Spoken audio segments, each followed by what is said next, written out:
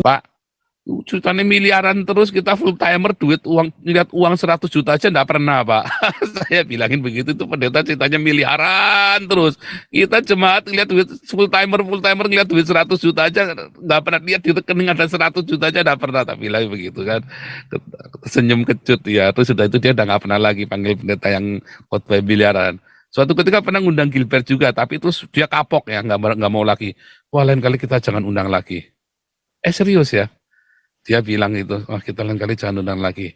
Spiritnya nggak baik. Nah, dia nangkep dia. Tadinya dia undang karena atas desakan dari majelisnya, ya kan, dari penatua-penatua. Kalau saya mah waktu itu masih belum nangkep ya saya. Dulu itu saya belum seperti sekarang cara berpikirnya. Tapi sekarang saya menyadari bahwa gembala kami itu benar yang dia pikirkan kesederhanaannya. Spiritnya itu loh, spiritnya yang tadi Pak Teddy bilang tadi itu, yang Bu Intan tadi bahwa itu ya spiritnya transfer pasti. Ada orang yang hawanya dengki, itu hawanya dengki lah apa maksudnya? Apakah dia itu kerasukan roh dengki? Bukan, pokoknya hawanya itu membuat orang dengki itu loh, deket-deket sama dia ada ya. Nah ada gereja ya, atau rumah tempat yang hawanya angker, itu spirit Pak.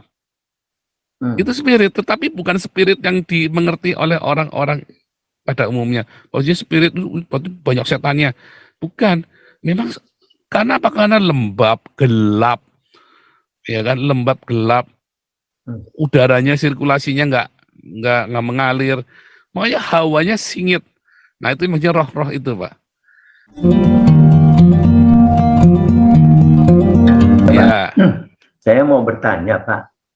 Ini pertanyaannya ada di 1 Korintus 2 ayat 12 atau 14. Saya boleh bacakan ya Pak? Ya. Kita tidak menerima roh dunia, tapi roh yang berasal dari Allah, supaya kita tahu apa yang dikaruniakan Allah kepada kita. Terus di ayat 14-nya, tetapi manusia duniawi tidak menerima apa yang berasal dari roh Allah, karena hal itu baginya adalah satu kebodohan dan dia tidak dapat memahaminya. Sebab hal itu hanya dapat dinilai secara rohani. Yang pertanyaan saya ini, Pak, jadi setiap manusia yang lahir itu terima rohnya 2 atau 1 atau bagaimana, Pak? Jadi bukannya roh Allah, kan kita kan mengerti bahwa roh yang kita punyai itu adalah roh dari Tuhan. Sedangkan ini rohnya ada 2 nih Pak, ada roh dunia. Jadi orang-orang itu ada yang mempunyai roh dunia, ada kita yang percaya. Saya sih menganggap diri saya dapat dari roh Tuhan. Jadi bagaimana nih Pak? Tadi 1 Korintus berapa Pak? 1 Korintus 2. Oh 2, makanya gak ketemu. 1 Korintus 2 ayat 12 Pak. 1 Korintus 2 ayat 12. Iya. Yang pertama kan ada roh dunia ya kan? Iya. Yang kedua tapi roh yang dari Allah. Iya. Nah, lalu ayat 14, manusia duniawi tidak menerima yang berasal dari roh Allah. Nah ini rohnya yang roh kudus lah ya. Roh besar sih tulisannya. Sebentar, karena seringkali Korintus 2 ayat 1 Korintus 2 ayat 14 dan 1 Korintus 2 ayat 12. Jadi bingung Pak. 2 ayat 12.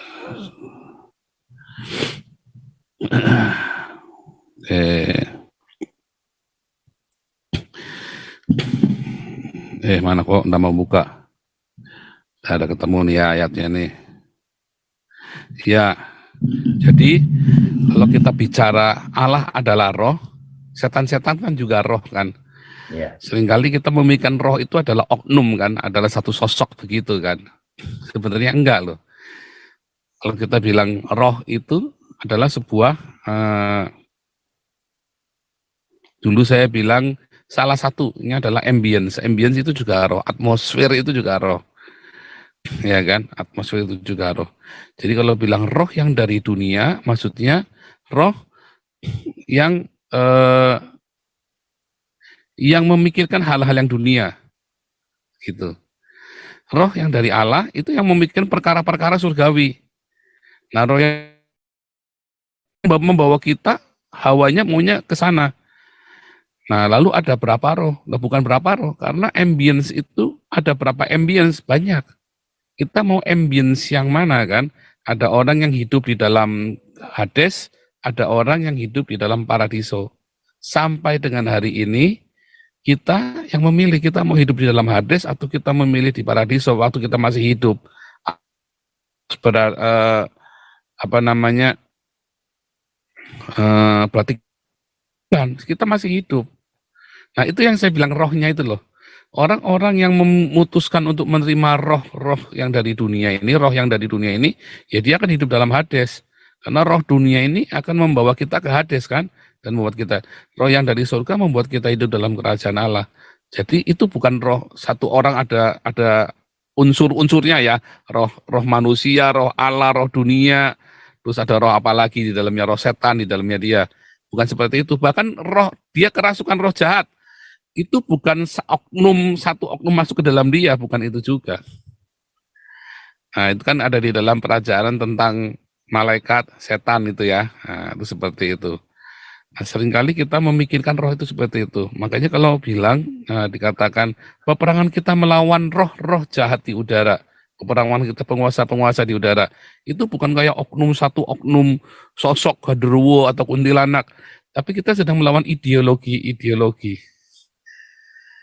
Masalahnya, tidak ada satu kata pun yang cukup untuk mendeskripsikan semua ambience, ideologi, pengaruh. Ini paling gampang, pneuma, roh dunia. Ya, rasa cinta, uang, nah itu kan roh dunia. Apakah itu satu oknum, rasukan roh dunia? Enggak, bukan. Ya karena itu roh dunia, itu spiritnya. Itulah spiritnya. Kok hawamu musuhan sih, hawamu jahat nih, musuhan terus nih. Apa tuh ngomongnya? Nah, karena tidak ada satu kata yang bisa mewakilkan itu, Pak Iman. Makanya dikatakannya roh. Saya ketemu orang, ini hawanya pengennya berantem terus ya. Hawanya penuh damai. Saya lagi marah pun ketemu dia pengennya damai. Anak saya itu miracle, hawanya itu belas kasihan. Ketemu dia apapun, jadi kita jadi berbelas kasihan, gitu ya. Nah itu spirit, itulah spirit. Ada orang yang hawanya dengki, itu hawanya dengki lah. Apa maksudnya? Apakah dia itu kerasukan roh dengki? Bukan, pokoknya hawanya itu membuat orang dengki itu loh, deket-deket sama dia ada ya. Nah ada gereja ya, atau rumah tempat yang hawanya angker, itu spirit Pak. Itu spirit, tetapi bukan spirit yang dimengerti oleh orang-orang pada umumnya. Maksudnya spirit itu banyak setannya. Bukan. Memang karena apa? Karena lembab, gelap. Ya kan, lembab, gelap. Udaranya, sirkulasinya nggak mengalir. Makanya hawanya singit. Nah, itu maksudnya roh-roh itu, Pak. Nah, tidak ada satu kalimat, tetapi kemudian manusia memotongnya. Oh, ini roh jahat, ini ada roh ini, ada roh itu, roh kuntilanak, mendeskripsinya ini roh genderuwo, roh. Jadi begitu, Pak. Sama ada rumah, ya kan? Ada yang kok hawanya aku pengen memuji Tuhan, hawanya itu rohani, hawanya itu saya pengen dekat sama Tuhan. Kan ada yang begitu. Nah, itu spirit juga, ya kan? Kenapa? Karena diciptakan, ya kan? Karena kita menciptakan. Misalnya kalau di rumah saya dari pagi sampai malam kan kita buat doa kan. Nah, jadinya ya hawanya apa berdoa. Jadi bukan masalah kalau orang-orang karismatik kan mendeskripsikannya kan, karena ada malaikat Tuhan di sini, ada apa namanya? ada meja ukupan dari surga di tengah-tengah rumah, wah segala macam dengan deskripsinya mereka. Nah, itu hanya sebuah deskripsi dari otak bawah sadar kita, lalu kita memvisualkannya, penglihatannya seperti itu. Tetapi sebenarnya simple. Karena orang-orang yang di rumah itu senang berdoa dan hawanya memang ya, hawanya jadi enak. Dan seterusnya. Nah, itu yang seringkali kita salah kaprah dengan kita salah kaprah dengan taroro. Nah, itu yang di dalam 1 Korintus 2 itu seperti itu, Pak. Oh, jadi gitu. bukan dua. Karena saya mengertinya kan gini, Pak. roh yang di tubuh kita ini kan roh dari Tuhan. Roh, jiwa, dan tubuh, fisik, Pak. Roh yang dari Tuhan ini kan kembali kepada Tuhan. Yang dihukum ini nanti jiwanya, yang dagingnya jadi debu. Nah, bukan berarti ada roh lain lagi yang masuk ke badan orang itu, Pak. Bukan. Ya. Bukan. Oke. Tetapi memang spiritnya dari dunia. Nah, orang-orang yang terbiasa berpikir duniawi, kan Paulus juga berkata kan, pikirkanlah perkara yang di atas, jangan yang di bawah. Yesus berkata, datanglah kerajaanmu, carilah dahulu kerajaan Allah dan kebenarannya. Paulus berkata, pikirkanlah yang di atas, bukan yang di bawah. Terus karena kerajaan Allah bukan terdiri dari perkataan, tapi kuasa. Nah, tapi kita kan selalu memikirkannya yang jasmani, nah itulah roh dunia. Dan roh dunia itulah yang kemudian orang-orang ini memilih dia di dalam roh dunia ini, di dalam ambience atau spirit dunia ini. Sedangkan beberapa orang memutuskan untuk tidak mau dicemarkan oleh roh dunia ini. Jadi rohnya di dalam tubuh kita ini bukan diganti gitu, Pak? Bukan diganti. Tapi tercemar oleh pengaruh roh dunia itu, spiritnya itu. Sama seperti air, Pak. Misalnya nih kita bawa air dalam botol. Airnya ini air aqua yang murni. Terus kita pergi ke laut, kita berenang, ya kan? Airnya kan tetap di sana. Kecuali botol itu terbuka, lalu kemudian kecampur sama air laut itu. Kan jadi nggak murni lagi airnya. Oke. Seperti itu. Ya, jadi itu yang harus kita jaga. Bahwa air kita harus tetap murni walaupun kita ada di tengah lautan yang kotor, ada di tengah air di dalam botol itu, yang dalam hidup kita itu, roh di dalam hidup kita itu harus tetap murni. Tetapi begitu kita masuk kita masuk ke mata air yang murni, botol itu kan sudah separuh kosong. Kita celupkan lagi ke situ, kita campurkan, kan kita tetap dapatkan. Nah, itulah roh Tuhan. Sama seperti kirbat itu tadi, balik lagi kan. Orang kalau lagi di oase, jangan sampai kita kecampuran oase yang beracun kan, air itu kan, sehingga kita nggak bisa minum lagi. Nah, itu penting sekali. Ya. Menjaga roh kita tetap murni, itu kan, roh kita tetap murni, nggak kecampur. Nah, begitu rohnya itu kecampur, maka jiwanya kita yang terganggu. Ya. Jiwanya itu. Nah, itulah. Ya. Makanya kita diberi roh yang baru, diperbarui rohnya di Yeremia itu kan. Karena roh itu udah benar-benar roh di dalam manusia itu sudah begitu lemahnya, swak, sehingga dia nggak bisa dengar suara roh yang adalah Allah sendiri. Allah ada di dalam setiap orang itu kan. Nah, maka manusia nggak bisa dengar suara Tuhan, ya, karena sudah kotor sekali, yaitu jiwanya dia udah gitu. Ya. Saya kira itu maksudnya. Terima kasih. Lanjut, Intan Daren. Mana nih Intan Daren? Hadir, Pak. Ya. Shalom, Pak Paul. Shalom. Pak, mau nanya ini. Tadi dengar dari Pak HW ada spirit juga ya. Maksud saya gini, ini pengalaman ya. Saya tahu ada hamba Tuhan ini, dia punya hutang gitu ya.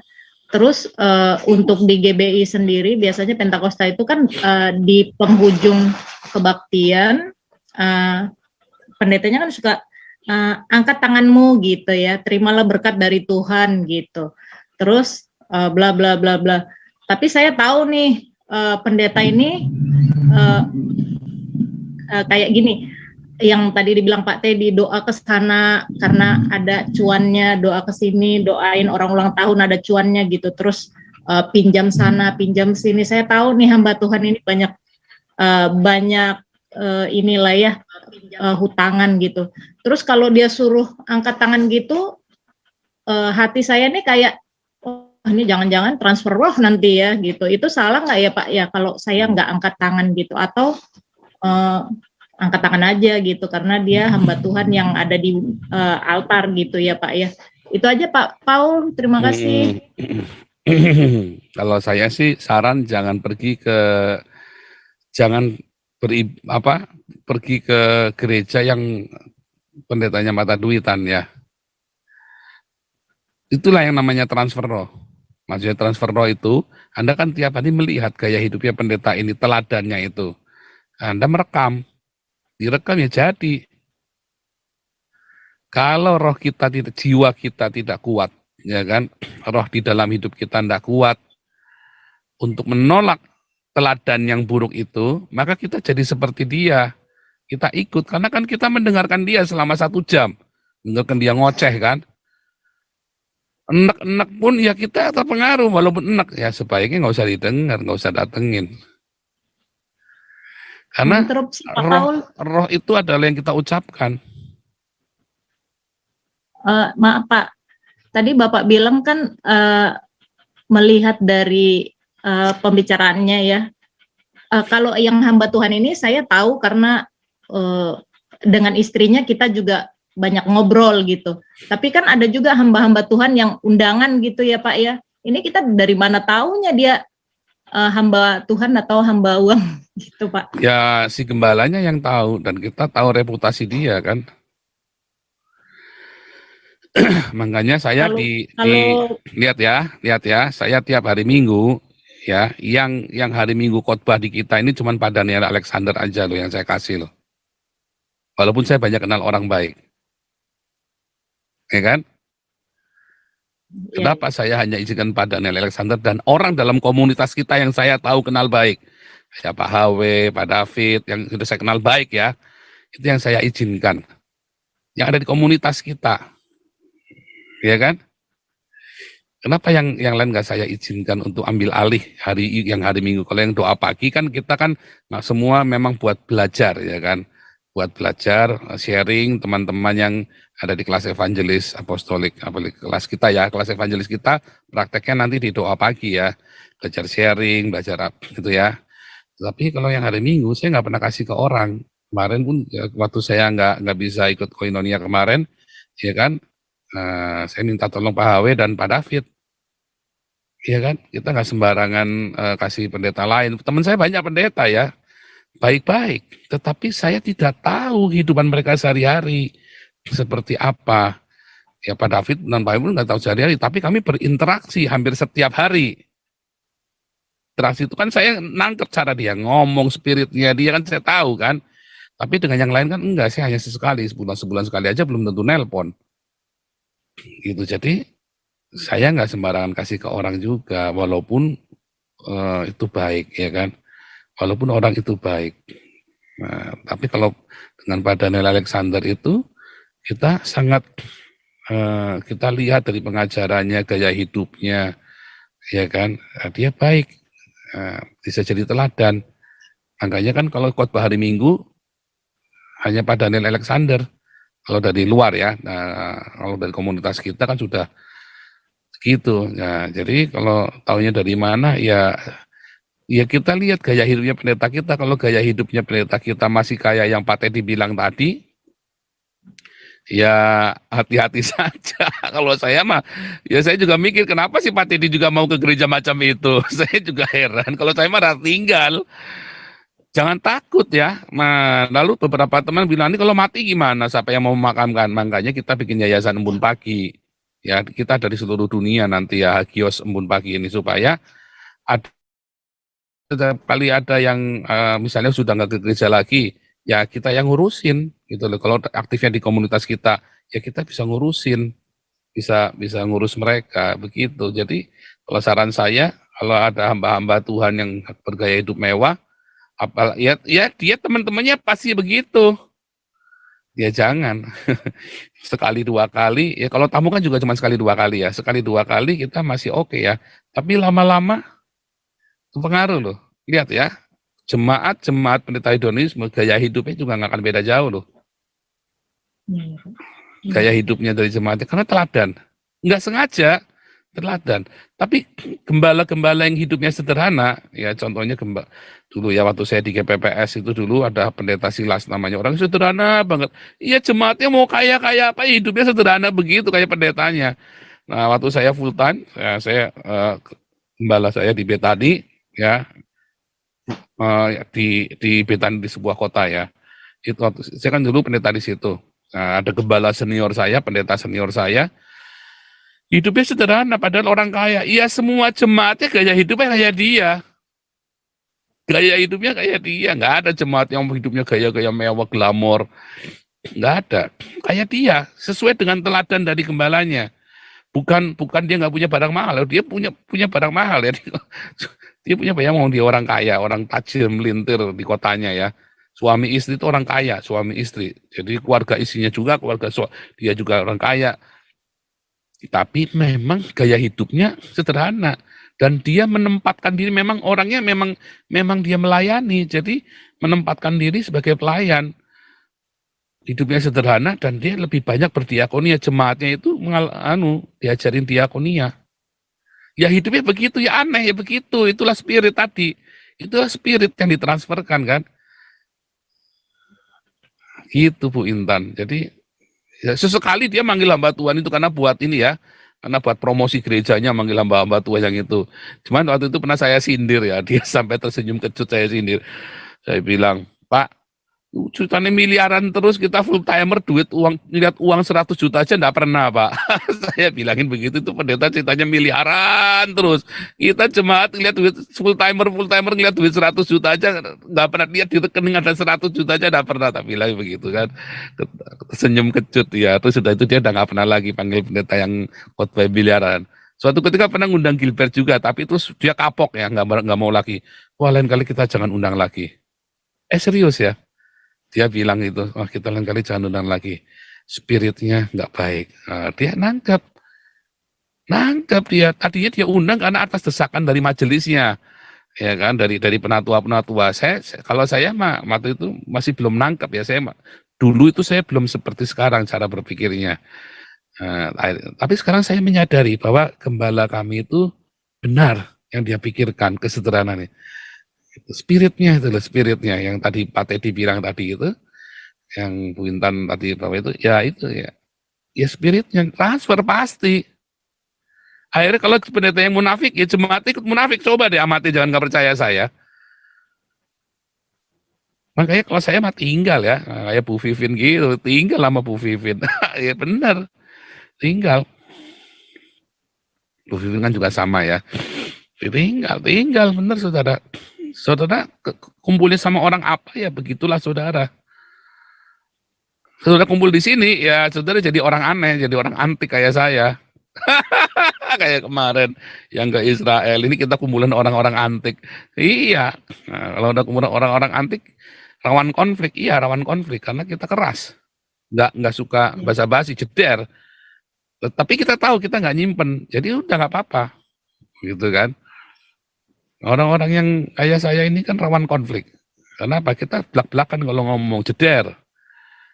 Nggak suka nyimpen, nggak suka basa-basi, ya kita paling cuma menahan diri karena saya tahu orang yang saya hadapi belum tentu bisa menerima yang saya ngomong. Jadi kita nahan diri aja, ngerem. Tapi kalau beberapa yang lain kan bablasin aja kan, mau bodoh. Kalau saya kan karena saya harus mengorganize sekalian semua, jadi saya terpaksa kadang-kadang harus kompromi. Harus menahan diri, karena tidak semua kalian kan siap dengan yang saya ngomong. Nah, begitu ya, Wintan. Jadi tinggalin aja. Pak, ada kesaksian sedikit jadinya, Pak. Kalau saya kan ngikutin Bapak tuh, mungkin udah berapa lama ya, lupa saya.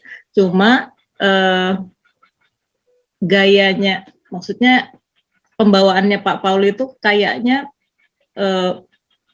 saya pas gitu ya. Lalu saya ikut komsel nih ya, ikut komsel di gereja saya kan. Terus tanpa sadar tuh gayanya Pak Paul itu keluar natural gitu ya. Kayak gini, jangan suka minta maaf kalau nggak salah gitu ya. Langsung dikomplain terus tuh. Iya Pak, itu kayak semua mata tuh ngelihat saya, gitu, mana kasihnya gitu. Lah saya jadi aneh ya Pak ya. Saya jadi asing sendiri di komunitas yang udah saya ikuti. Jadi saya pikir, wah spiritnya Pak Paul ini jadi ketularan sih. Jadinya pasti. Itu spirit. Nanti yang Pak Hawi bilang, ini nyambung ya, Pak Teddy, Pak Hawi ini nyambung tadi. Kalau cuma Pak Teddy tadi menyampaikan dengan gubrak-gubrak, bahaya saya stop ya. Tapi sebenarnya saya ngerti yang dimaksud Pak Teddy, saya ngerti. Nyambung, itu spirit. Itulah spirit. Cuman susah dalam bahasa dalam bahasa kita nggak ada yang mewakilkan. Saya sedang mencari, saya sedang browsing ya, cari-cari dari kemana apa ya, apa definisi dari mau bilang Allah adalah roh. Nah, itu saya sedang cari-cari definisinya itu. Setan-setan itu juga roh. Sampai sekarang saya sulit sekali untuk mengajarkan apakah itu setan, apakah itu iblis. Kadang nggak ada satu definisi pun, yang nggak ada satu kata pun di dalam bahasa ini yang bisa mewakili semuanya. Ambience, pengaruh, ideologi, apalagi itu kan semua roh. Nah, ya paling ya roh aja udah begitu. Nah, di dalamnya ada ideologi, ada ambience, ada pengaruh. Ya, pengaruh yang kuat ya. Saya spiritnya kuat sekali nih. Sehingga orang nempel sama saya yang nempel yang dalam komunitas kita, artinya nempel itu merekat ya. Kita saling bertempelan satu sama lain. Ya orang-orangnya model kayak saya, kayak Bu Intan itu saya yakin nyentrik juga kayak saya. Begitu Iya, nanti Pak, ketemu jadinya saya pasti jadi konflik. asing. Iya. Jadi nggak pernah komsel lagi, Pak. Pasti itu otomatis. Nah itu yang tadi Pak Hawi bilang dan Pak Teddy bilang tadi. Cuman saya heran dengan Pak Teddy kenapa masih mau datang ke situ. Kalau saya mau udah nggak mau, tak tinggal. Apalagi kalau kita di luar negeri kan, Pak Teddy kan di Amerika tuh. Harusnya bisa bodoh amat ya. Kalau saya kan di Eropa, saya bisa bodoh amat ya. Saya bisa masa bodoh loh dengan, saya pernah ditegur sama seorang Indonesia untuk merubah gayanya saya. Saya bilang, loh kalau saya rubah bukan Nabi lagi dong. Saya bilangin begitu, dia kaget. Saya ngomong begitu. Ini orang tuanya baik, cuman maksudnya dia kaget. Saya akan ngomong begitu, dia pikir saya masih Indonesia kan. Enggak, dari waktu di Indonesia caranya saya ngomong jeblak begini. Ya, hanya saya menjaga perasaan orang, seringkali menjaga perasaan orang kalau lagi di Indonesia. Begitu di Eropa, saya lihat siapa orangnya yang saya ajak ngomong. Saya lihat, saya masih ngelihat orang ya. Kalau kemarin Pak Yusufa bilang, waduh kamu ini masih Indonesia banget. Dia kalau ngomong sudah nggak pakai udel itu kalau Pak Yusufa itu. Ya sebenarnya saya harus begitu. Cuman kan masalahnya kan ketemu dengan kalian yang masih di Indonesia. Sehingga saya seringkali masih ke bawah-bawah gaya-gayanya itu masih ke bawah-bawah, masih nggak enak apa nahan diri. Tetapi ya nggak apa-apa. Style kenceng kendornya kan, kalau jadi pasti ya itu spirit ya, itu spirit. Cuman balik lagi, saya pun harus berubah di dalam masa-masa ke depan. Ya beberapa orang sudah bernubuat ya, kamu nanti berubah, enggak pelayananmu enggak begini. Iya, saya juga mau. Tapi nanti akan berubah nanti akhirnya kalian semua juga akhirnya juga berubah. Ngaruh pelan-pelan. Itu seperti itu pertumbuhan. Itu spirit, ya, itu spirit. Karena saya tahu yang gaya seperti ini, setelan seperti ini nih hanya cocok di medan perang, dalam perang rohani ini ya. Duar. Nah, tetapi di dalam dulu kan siapa itu si Mbak Balkis ya, TV One ya. Nah, kalau sudah terwujud semuanya, ya saya balik mengembalakan, saya bilang. Saya balik mengembalakan lagi. Karena kita gembala kan mereka harus diajar. Masa diajar mau digubrak terus? Kadang-kadang kebawa ke kelas ya, gubraknya saya ya. Langsung jeder, orang kaget. Sebentar, berhenti. Jangan ngalar-ngalar, stop di sini. Nah, tetapi ini kita ada kelas ya. Ini ada kelas baru bulan Oktober tanggal 18 ya rencana mulainya ya. Tanggal 18. Iya, pokoknya minggu ketiga kita mulai ya. Saudara-saudara buruan daftar ya, kita ada extend kelas karena memang kelas yang hari Selasa belum selesai kita ya, masih ada 2 kali pertemuan kalau nggak salah. Jadi kita ada kelas baru, kelas evangelis bulan Oktober ini, rencana tanggal 18. Yang sudah ikut masih yang mau mengulang boleh ya, yang mau mengulang boleh, kita linknya selalu sama. Tapi ini diutamakan untuk yang belum ikut ya. Ikut pendaftaran kelas evangelis, hubungi itu ada di layar YouTube ya, saudara-saudara semua ada di layar YouTube Anda. Oke, begitu ya Bu Intan ya. Iya Pak. Oke, Terima kita mau kasih. mulai, Pak Apeng. Sebelum kita mulai, kita akan dengarkan yang satu ini, Pak Apeng. Nanti yang berdoa ya buat firman Tuhan, Pak.